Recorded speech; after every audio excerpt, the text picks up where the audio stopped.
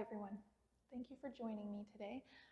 Today's focus is a brief introduction to what is yoga, why the breathing is important, and an introduction to a few basic poses into a sun salutation. I'll be breaking down standing poses, balance poses, as well as twists, back bends, and other strength building poses. We'll be diving into that in different classes. So today we'll start with some fundamentals. So yoga is an ancient practice over 5,000 years old that developed in India, and it was originally used as a means to prepare the body and mind for meditation and prayer.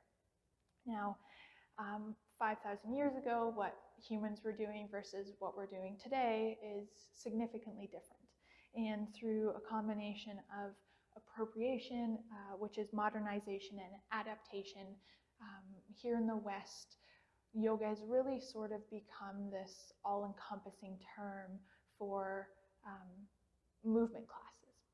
So coming from a clinical background, my main focus with my classes tends to be on increasing strength, flexibility, and also embodiment. And that's something that, as a studio, we really also encourage from our teachers and in our classes as well. So I've had students tell me before, oh, I like yoga, but the beginning part, the like meditation and at the end, I'm not into that breathing stuff. And I'm going to argue that that is the most important part to help develop relaxation and reduction of stress and muscle tone. Breathing actually is integral. So mini science here.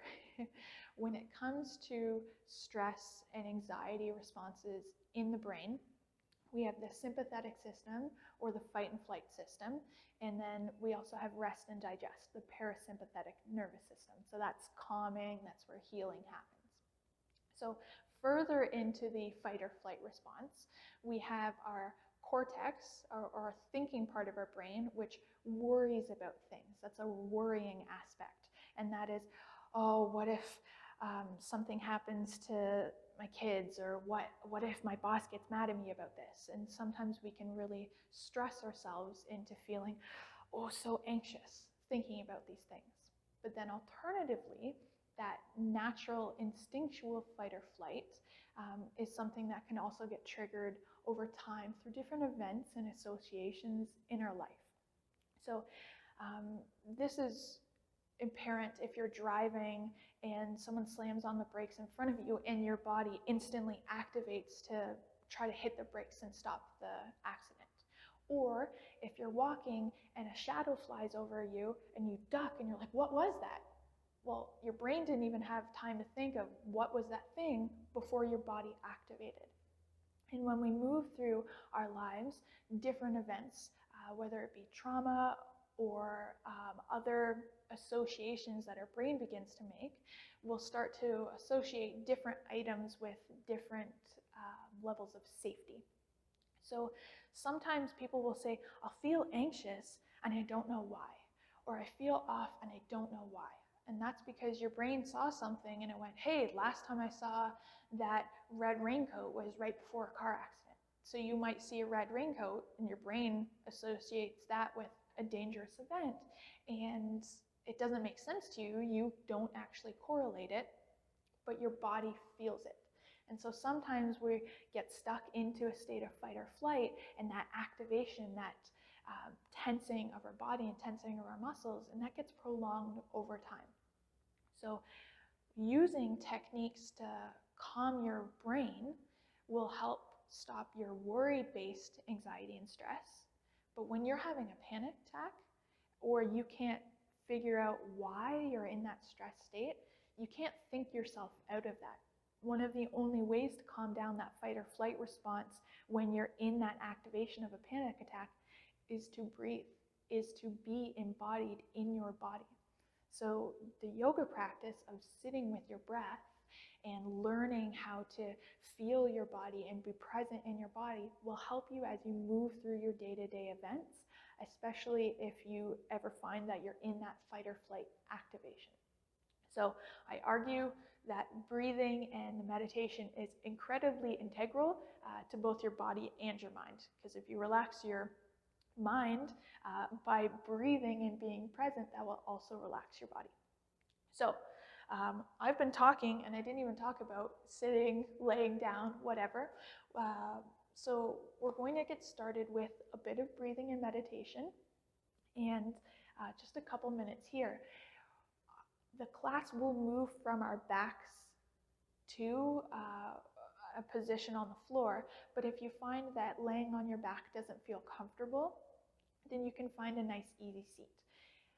Another note that I want to make here is that yoga is your practice, and I want to shift away from the I need to look like Instagram, and this pose is supposed to be exactly like this, and my toes have to face this specific directions, and my fingertips need to be 18 degrees rotated clockwise.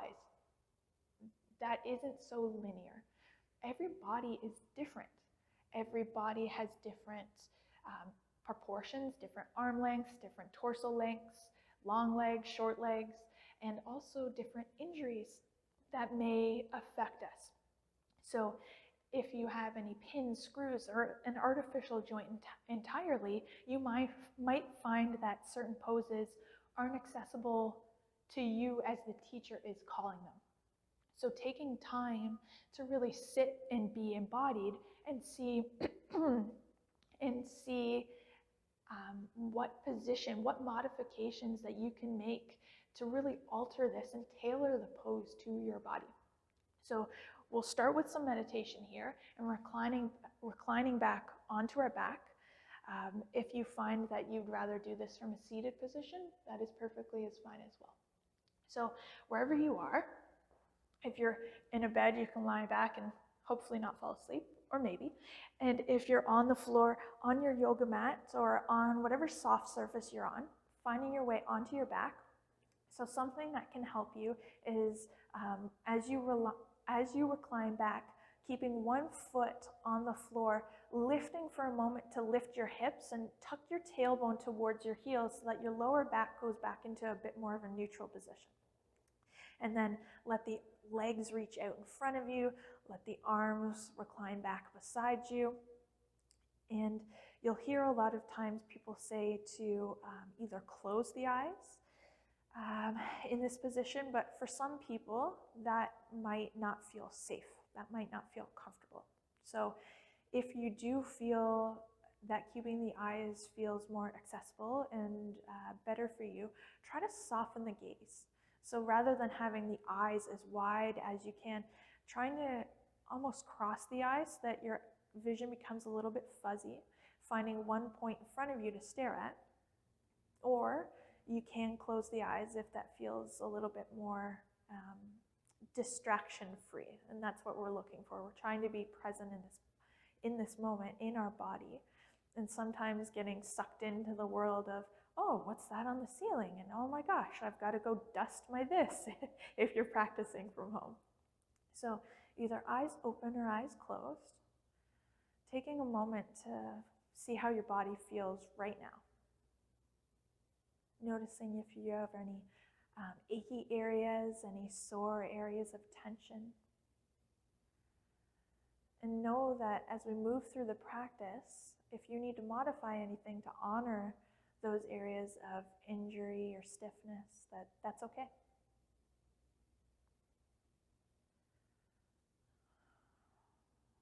Beginning to slow down your breath. As we move through our day-to-day lives, we tend to have shorter, shallow chest breaths. But as we begin to become present in this moment, we want to shift into more diaphragmatic or belly-style breaths. So draw your right hand onto your stomach, onto your belly. And you can take your left hand either on your belly as well, or maybe you place it on the chest, a little closer to the heart. Now shift your breathing, if you can, into this diaphragmatic style breath by feeling your belly expand into your right hand as you inhale. So inhaling, try to shift and really breathe deeply, filling that beach ball of your belly. And then exhale, feel the belly fall and collapse. Inhaling into belly. And exhaling. As you breathe, as you inhale, try to make sure that you're relaxing through the chest, relaxing through the neck. If you feel a lot of tension as you do this, try to take smaller breaths into the belly. Maybe you're trying to force really deep breath and you're filling up through the chest and using the chest muscles rather than the diaphragm to breathe. So really focusing on filling through the belly. Again, that think about belly as a beach ball. We're really trying to expand through this section here. Keep breathing at your pace. Maybe trying to slow down a little bit through your inhales and your exhales. And diaphragmatic style breath is a very natural relaxation style of breath. If you ever have seen a baby breathing, they have these big bellies that just keep rising and falling when they're breathing and while they're moving through a nap. And this is something, again, that we lose through our day-to-day life. And as we move through that stressful fight or flight pattern, we tend to do more short and shallow chest breaths. So connecting with this diaphragmatic style breath, especially in moments of high stress, when you're feeling yourself getting that worked up, anxious feeling, this can help really ground you in your body and help to calm your nervous system. Now, you can breathe in through your nose and out through your mouth. Or if your nose is really stuffy and that doesn't feel comfortable for you right now, you can breathe in and out through the mouth, but trying to breathe in through the nose and letting the cool air travel through the nostrils and letting your nostrils do their job of cleansing through the air. Exhaling. Let's take 2 more breaths here. Inhaling. Exhaling. Inhale. And exhale. And then slowly drawing one sole up to the mat at a time. And then we'll draw one knee in towards the chest, followed by the other. So you can take hold of either the shins, drawing the knees in towards the chest. Maybe you're taking closer to the ankles. Maybe you're wrapping your forearms around your knees. And you can take a little bit of a gentle rock, left and right. This can create a little bit of movement in your body. And if you find that this puts too much strain, drawing the knees into the chest on the lower back, then you can just draw the knees into more of like a neutral tabletop position here, not quite close to your chest, but a little bit more forward, holding on to the knees as you shift a little left and right.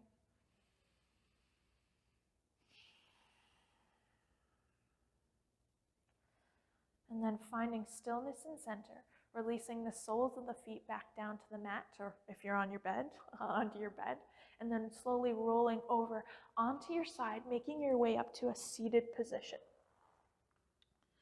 From our seated position, we're rolling over into tabletop position. So tabletop, we stack our wrists right underneath our shoulders and our hands are shoulder distance apart. Our knees get stacked right underneath of our hips and they're hip distance apart. We want to be strong through the core here. So we're a table. So we draw the belly button in towards the spine so that we get as flat of a back from our head, from the crown of our head to our tailbone. Our head isn't reaching down towards the floor, or we're pulling our chest, our head back in line with our chest. Our gaze is forward down towards the floor here, rather than looking forward or rather than looking back towards our knees. Our gaze is just forward of our hands. Draw the shoulders down away from the ears, so get long through the neck.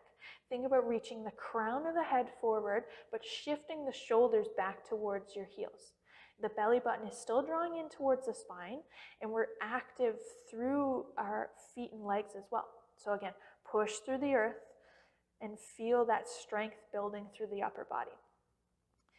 From this position, we'll move through cat and cows.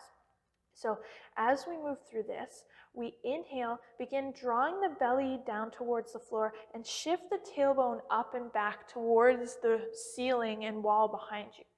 The shoulders are still away from the ears. Begin drawing the chest forward, so pulling with your hands to try to draw the chest forward as the gaze shifts up and forward.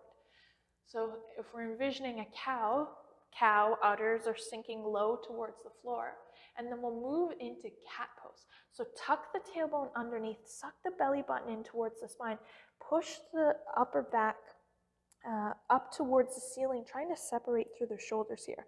So you're envisioning an angry cat. So thinking about how arched their back gets, and try to push the upper back and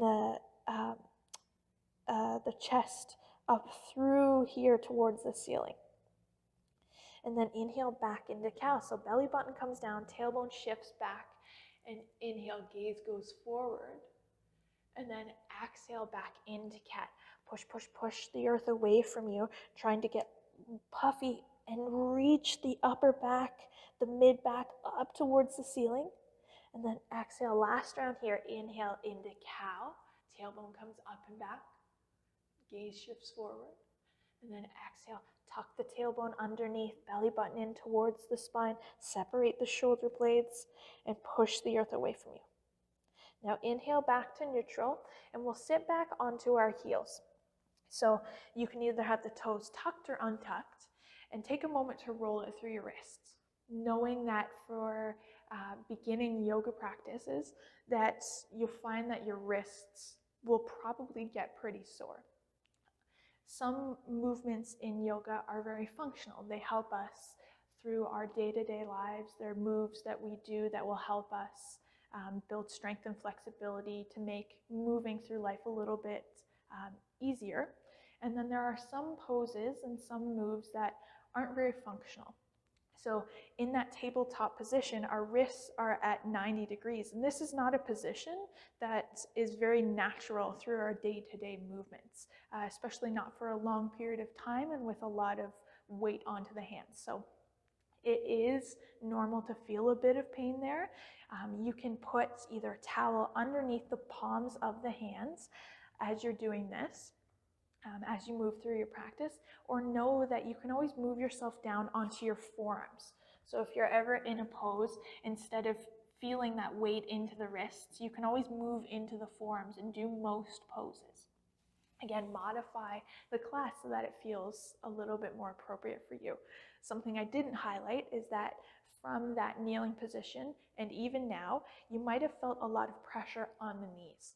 So using something to help cushion the knees, whether at home if that's a small pillow or a towel, you can even bring a towel into your yoga class, or if you take your mat and fold your mat up, pull it, lift it, fold it, so that you get a little bit of extra cushion. That's something that can help take a little bit of that pressure off of your knees there.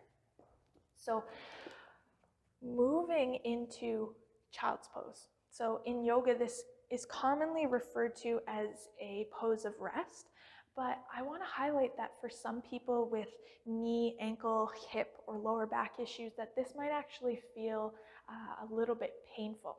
So if you find that this pose that we're about to do doesn't feel right in your body, for a rest pose, you can take a nice easy seat, something like that. Take a moment. If you're in a class, maybe take a sip of water if child's pose is getting called. Or you can take some different modifications. Again, if you bring a towel or something, or if you're at home, a pillow, you can place that between your heels and your bum. So child's pose, you sit your heels or sit your bum back onto your heels. Sometimes the knees are together, and sometimes the knees are apart so that the outer edges of your knees touch the outer edges of your mat. So you can play around with the angles. Let's start using both. So we'll take knees together to start. We rest our chest and our belly onto our thighs, and then we sink our forehead towards the floor.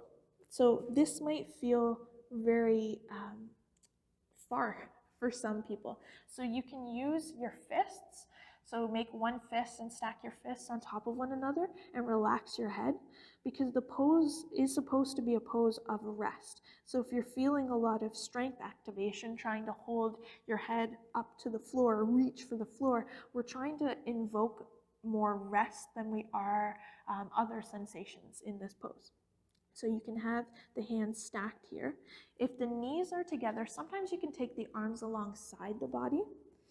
Or if you separate the knees, that creates a little bit more space for the abdomen, for the chest and the belly to sink between the legs here. So this might feel a little bit more available to you, but know that taking the arms alongside you is a little bit more difficult. A lot of times you'll hear teachers say reach the arms forward if the knees are apart. And then again, resting the forehead on the floor. If that still feels far away, you can either do the fists stacked, or in this position you can do forearms stacked.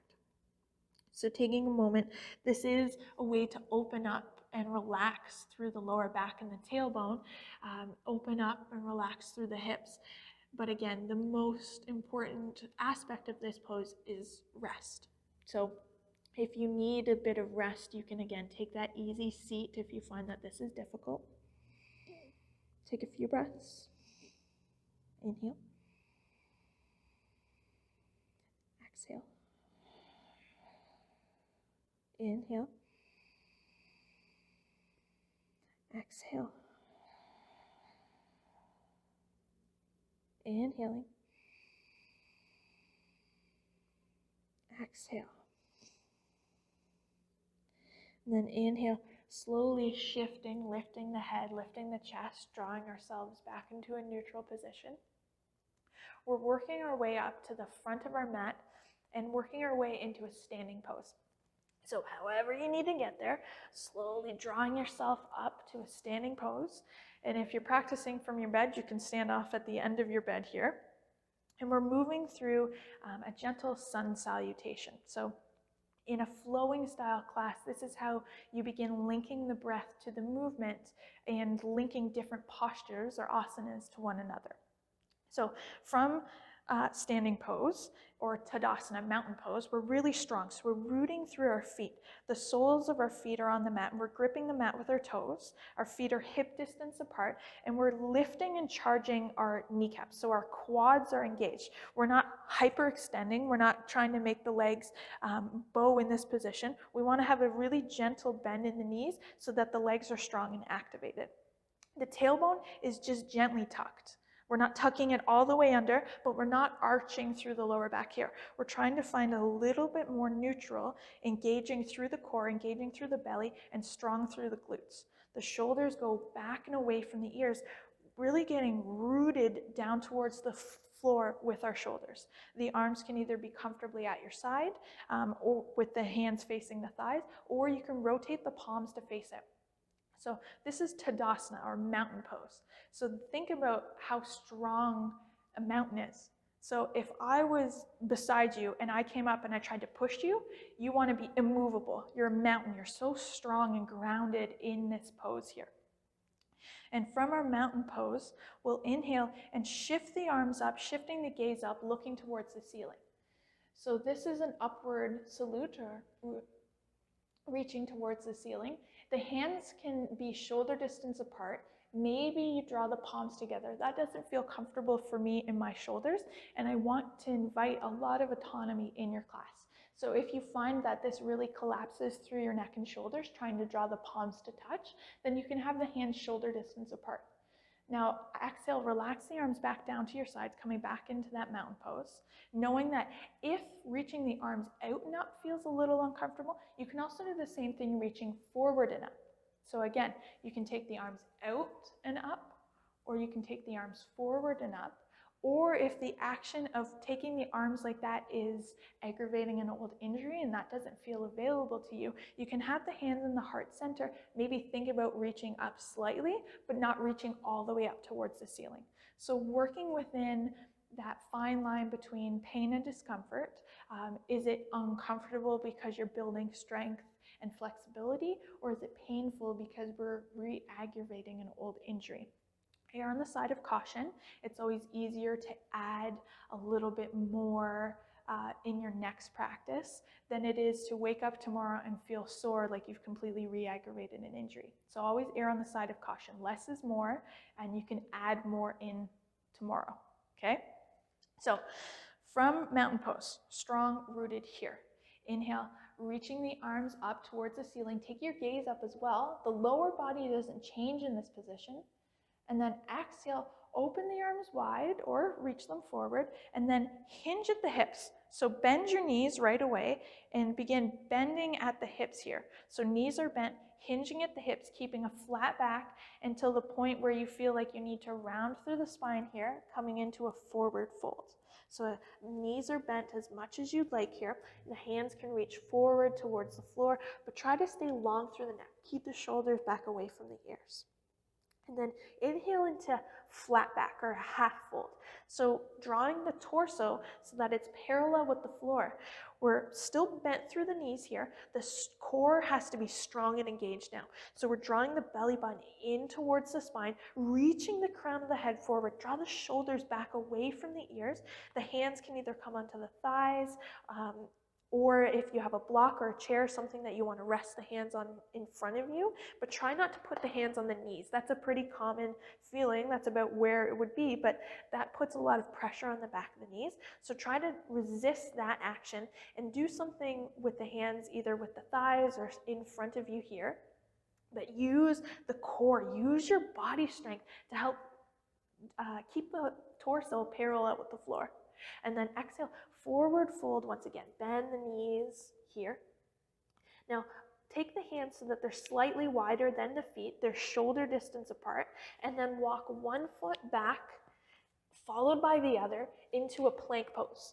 But right away, let's put the knees down. I'm going to be talking a lot, so we don't need to be in plank pose the whole time. So hands are shoulder distance apart here. We're pushing the earth away from us with our hands, getting stronger through the shoulders here.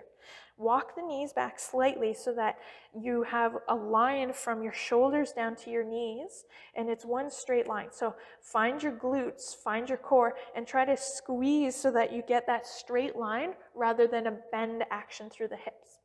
So again, back to that wrist sensation, you might feel a lot of sensation as we're here, and know that that's okay. Again, if you need a little bit of cushion, if you need a little bit of something extra here.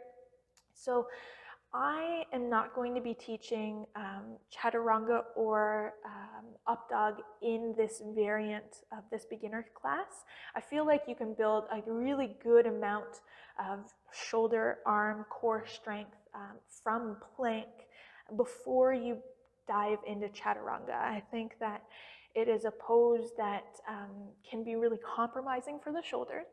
So without someone there to instruct you, I don't feel comfortable right now teaching you that pose. So in this variant of sun salutation, we're going to go right from plank pose back to downward facing dog. So long time on the wrist here. Let's shift back into child's pose before we go into downward facing dog. So shift back, child's pose. You can keep the head and chest up if you want to as you roll out your wrists. And we're going to go back into that plank pose in a moment. And you can keep the knees down, strong through the core. So let's inhale, shift back forward into plank pose. So hands shoulder distance apart here.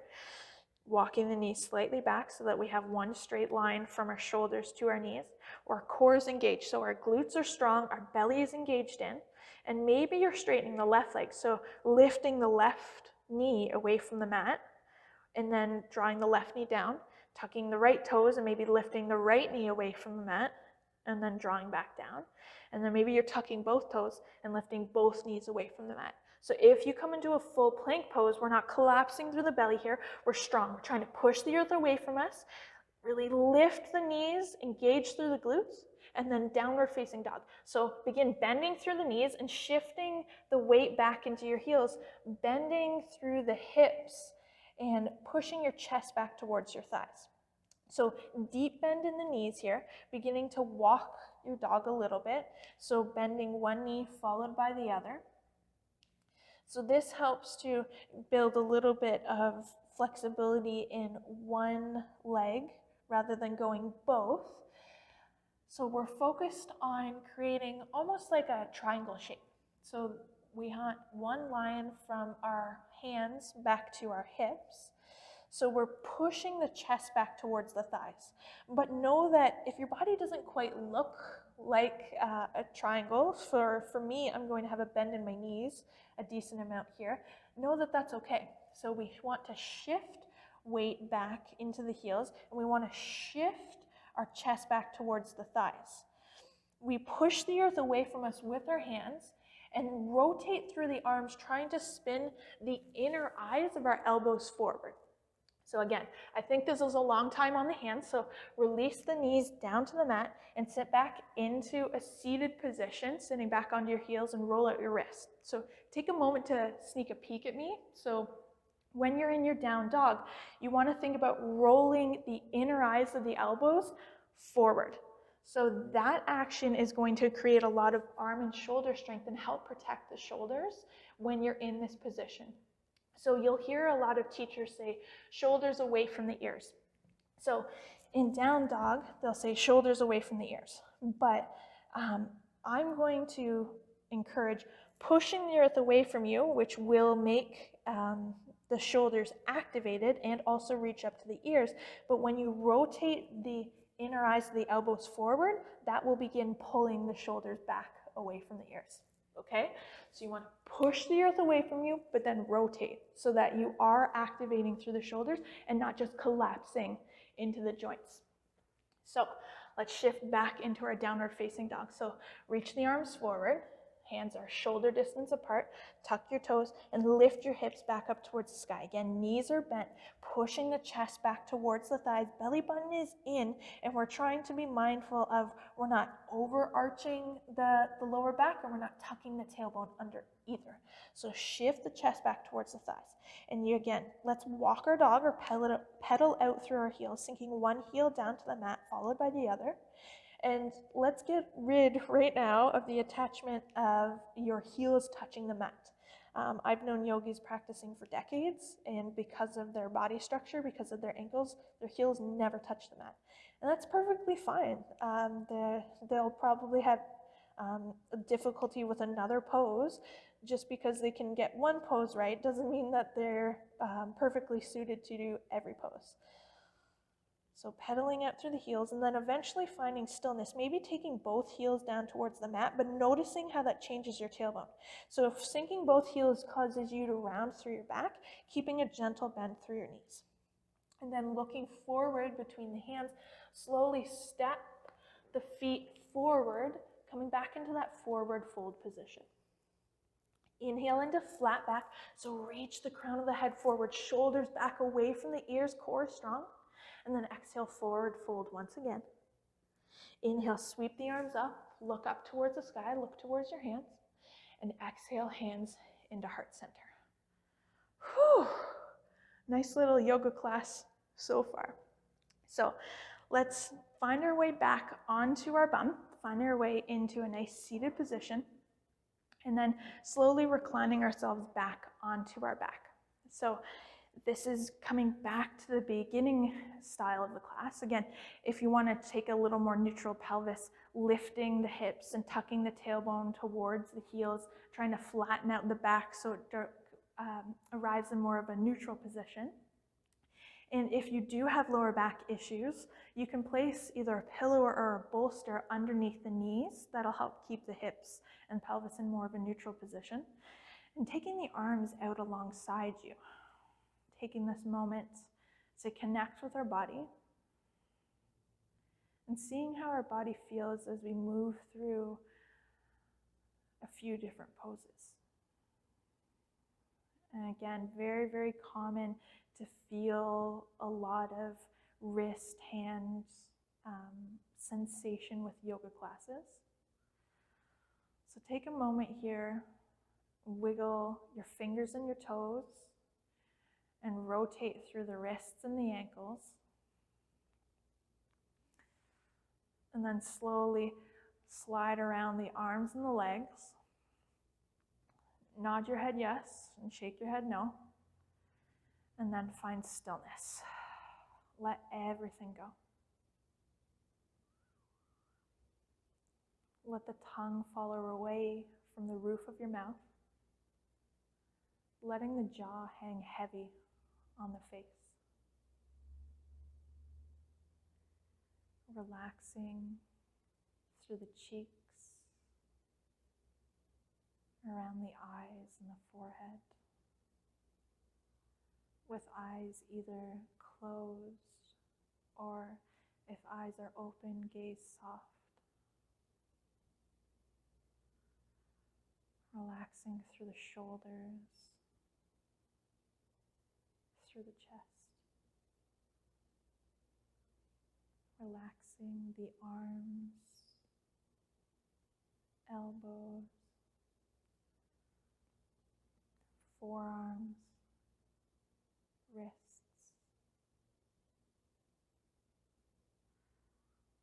Relaxing the hands, letting the fingers curl as they naturally would.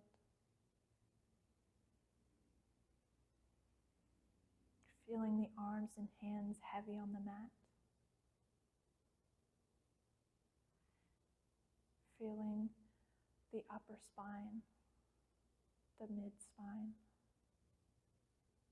the lower spine and the hips sinking down. Relaxing through the hips, through the legs. Relaxing around the knees, the shins and calves. Relaxing your ankles and your feet. Relaxing your toes.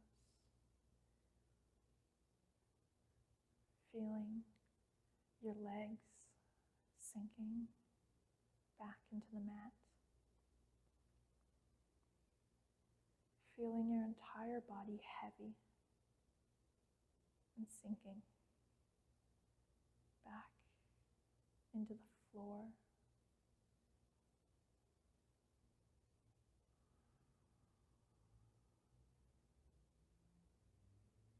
Finding your breath. Slowly breathing in and out.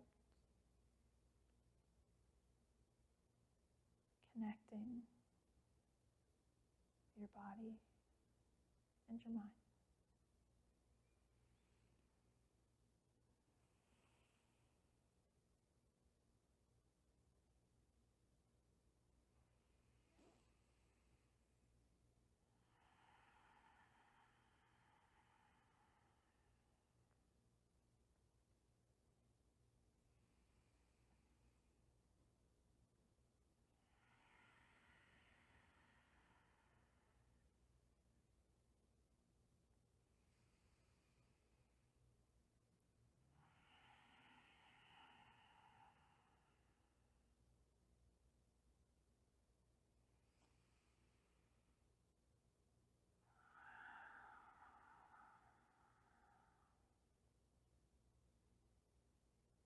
And slowly drawing your awareness back into the room, deepening your breath.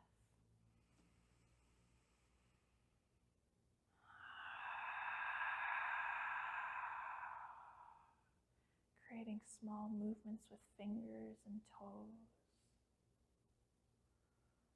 Small movements with your wrists and with your ankles. Inhale. Reach the arms overhead, stretching. Reach the fingers above and away from you, and then point your toes away from your fingers. And then relax through the arms and through the legs.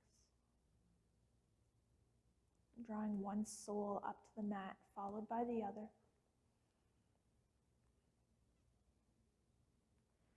And then rolling over onto your side, slowly making your way up to a seated position.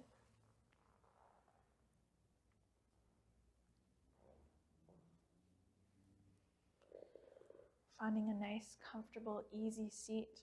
Roll the shoulders back and down, away from the ears. And take a moment to do a nice shoulder, neck roll in one direction, followed by the other. Finding yourself back in neutral. And thanking yourself for making some time to learn about the fundamentals of yoga and why breathing is important.